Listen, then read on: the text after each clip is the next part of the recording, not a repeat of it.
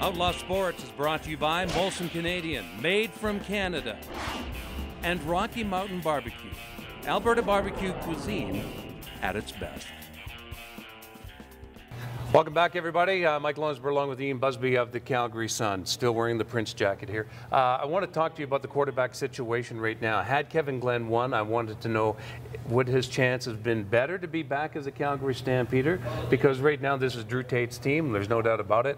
Bo Levi Mitchell is a young guy with a cannon of an arm that they certainly see the upside to him. To me, I think Kevin Glenn is on his way out.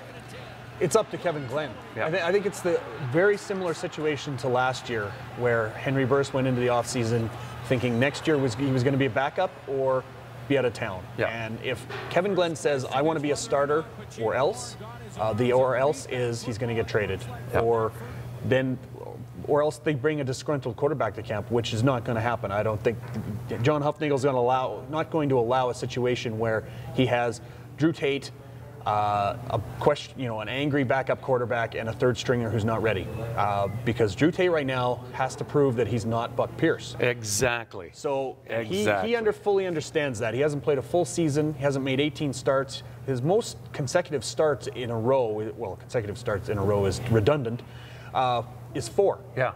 That's not a lot. Yeah. And he's got to go out and get stronger in the offseason. He's got to fix his wrist right now, get stronger, come back healthy, be able to sustain several starts in a row. And he's going to have to do it for a full season before they have confidence that he doesn't need a veteran backup breathing down his neck. Might take a couple of years, actually, because this guy, he's got to be able to withstand playing in the league. Kevin Glenn holds the key to this situation, and from what I am, talking with him and understanding what he's thinking is he doesn't know which way it's going to go yet. He's waiting for Huff to sort of make that decision as to, okay, is it an open competition next year? If it is, maybe he does come back. Right. If it's not, if it's Drew Tate or injured Drew Tate and Kevin Glenn, he might not be happy with that. Yep. It's a different situation this year, because last year he went into the offseason on the outs with Hamilton. He felt he had something to prove, and now he's proven it. Yep. He's proven that he can go out and win games with this team.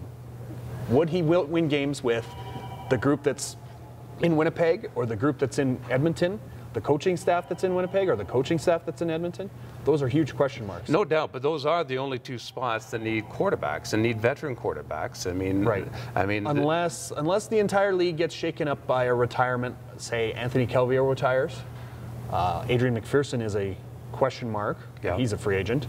So would Montreal look good to Kevin Glenn? Absolutely. Sure. That group would be, work with Mark Trestman and be around a group of receivers that should be a lot better than they were this year. They had a lot of injuries, and if Jamal Richardson is not with Anthony Calvillo anymore, I think there's some souring in that relationship right now. So well, good, really.